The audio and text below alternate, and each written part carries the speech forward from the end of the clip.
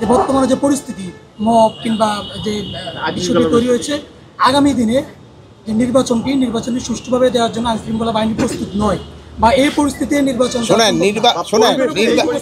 শোনেন আমি বলি, নির্বাচনটা শুধু আইন শৃঙ্খলা বাহিনীর উপরে নির্ভর করে না। নির্বাচনের একটা ওয়ান স্টেক হলো, একটা হলো আইন শৃঙ্খলা বাহিনী, আর একটা হলো আমাদের প্রশাসনে যারা কর্মকর্তা আছেন তারা, আরেকটা আছে হলো আমাদের ইলেকশন কমিশন, আর একটা হলো কি জানি আরও একটা আছে ইলেকশন কমিশন, তারপরে হলো আরেকটা আছে যে আমাদের যারা এই পার্টিগুলি যারা অংশগ্রহণ করে তারা।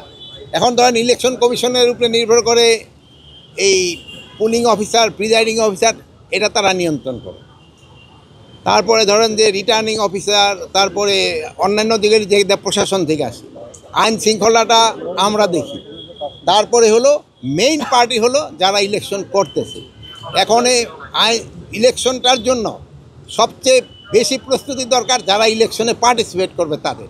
আমাদের প্রস্তুতি ঠিক আছে, সবার প্রস্তুতি যদি হয়, চারোটার প্রস্তুতি একসাথে হলে কোনো অসুবিধা, আমাদের প্রস্তুতি কোনো ঘাটতি নেই।